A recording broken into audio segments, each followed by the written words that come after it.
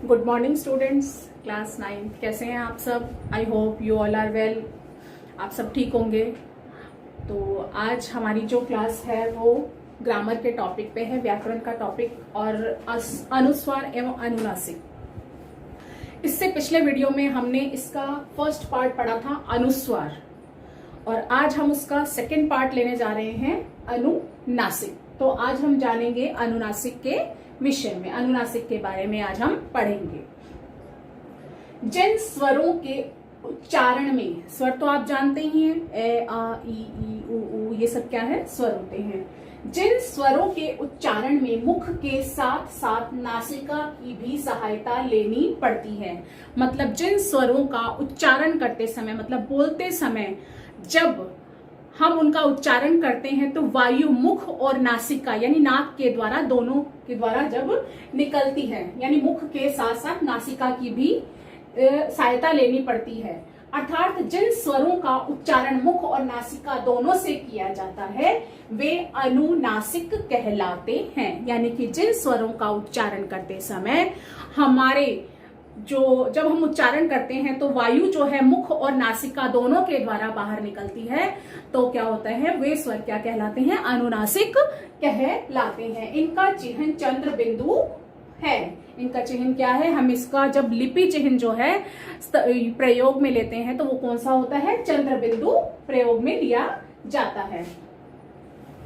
अनुनासिक यह ध्वनि वास्तव में स्वरों का गुण होती है।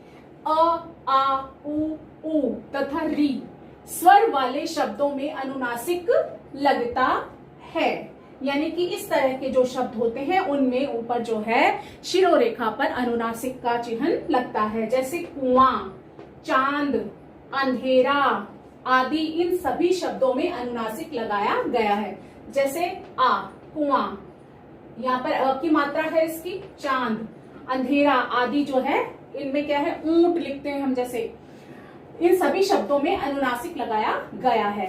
अनुनासिक के स्थान पर अनुस्वार बिंदु का प्रयोग, अर्थात कभी कभी जो है हमें अनुनासिक के स्थान पर जो है अनुस्वार का प्रयोग करना पड़ता है। वो स्थितियां कौन सी होती हैं उन्हें हम देखेंगे।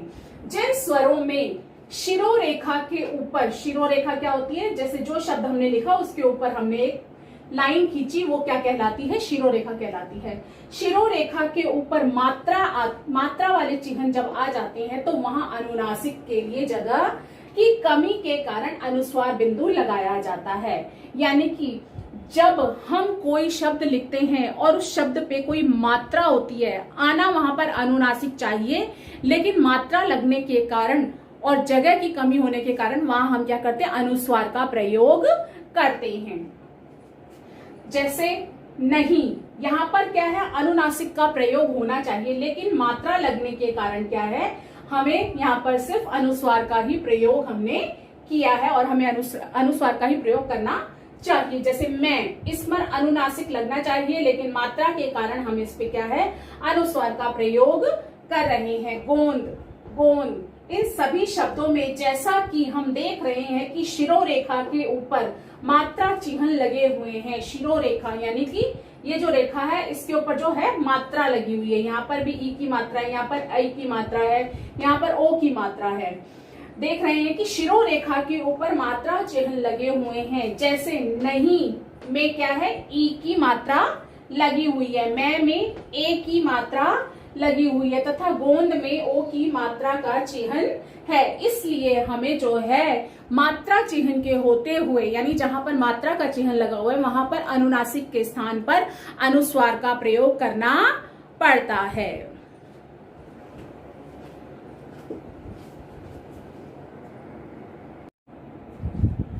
अब आगे देखते हैं हम कि इन चिन्हों पर जब हम अनुनासिक का चिन्ह लगा रहे हैं तो पाते हैं कि उनके लिए पर्याप्त स्थान नहीं है। हमने क्या देखा कि हमने नहीं पर अगर हम चंद्र बिंदु लगा रहे हैं, अनुनासिक लगा रहे हैं, तो उसके लगाने के लिए पर्याप्त स्थान नहीं है। इसलिए इन सभी मात्राओं के साथ अनुनासिक के स्थान पर अनुस्वार लगाया गया है, लेकिन इससे बोलने में भी कोई अंतर ज्यादा नहीं आता। अब है साथ ही हम ये भी देख लें कि निम्नलिखित स्थितियों में अनुस्वार का प्रयोग नहीं होता है, यानी कि इन किन स्थितियों में अनुस्वार का प्रयोग भी नहीं होता है। जिन शब्दों में भिन्न नासिक के व्यंजन, भिन्न मतलब अलग नासिक के व्यंजन संयुक्त होते हैं या पंचमाक्षर द्वित्व होता है, संयुक्त व्यंजन प्लस पंचमाक्षर भी हो यानी कि पांचवा अक्षर भी हो, वहां अनुस्वार का प्रयोग नहीं होता है। जैसे वाण मैं, ये क्या है, ये भी पंचम अक्षर है और ये भी पंचम अक्षर है, यहाँ पर भी पंचम अक्षर है, यहाँ पर भी, और यहाँ पर क्या है, पंचम अक्षर के साथ साथ क्या है, द्वित्व भी है, यानी कि 2 बार आया है। पहले शब्द में वाण्मय में भिन्न नासिक के व्यंजन है और मैं एक साथ आए हैं। इस प्रकार जन्म में भी 2 भिन्न संयुक्त नासिक के व्यंजन एक साथ आए हैं, न आ गया और मैं आ गया। जबकि सम्मान में पंचमाक्षर का द्वित्व है, यानी कि जो 5वां अक्षर है उसका द्वित्व, यानी कि 2 बार आया है। अर्थात नासिक के व्यंजन तो एक ही है परंतु म का द्वित्व है, अतः इन सभी शब्दों में अनुस्वार का प्रयोग नहीं किया जाएगा, ये इसी तरह से लिखे जाएंगे।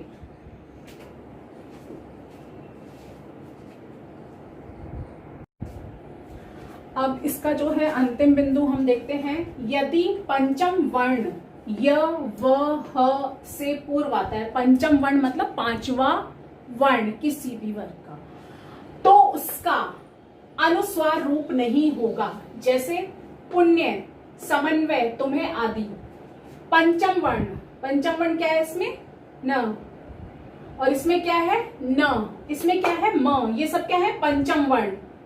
यदि पंचम वर्ण से पूर्व, पंचम वर्ण य व ह से पूर्व, यानी कि य व ह, इनसे पहले क्या है पंचम वर्ण, यहाँ मैं है, यहाँ न है और यहाँ न है, तो वहां पर क्या होता है, ये ऐसे के ऐसे लिखे जाते हैं, इनमें जो है अनुस्वार का प्रयोग नहीं किया जाता लिखते समय।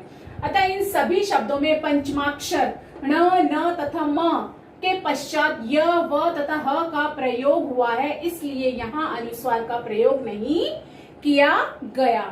तो आज हमने जाना कि अनुस्वार और अनुनासिक ये किस प्रकार की ध्वनियां हैं, इनका प्रयोग कहाँ कहाँ किस प्रकार से किया जाता है, किन स्थितियों में किया जाता है और किन स्थितियों में इनका प्रयोग नहीं किया जाता, तथा इनके उच्चारण के समय वायु किस प्रकार से हमारे मुख और नासिका के द्वारा निकलती है, इनका उच्चारण किस प्रकार से होता है, ये हमने है आज इनमें जाना, अनुस्वार और अनुनासिक।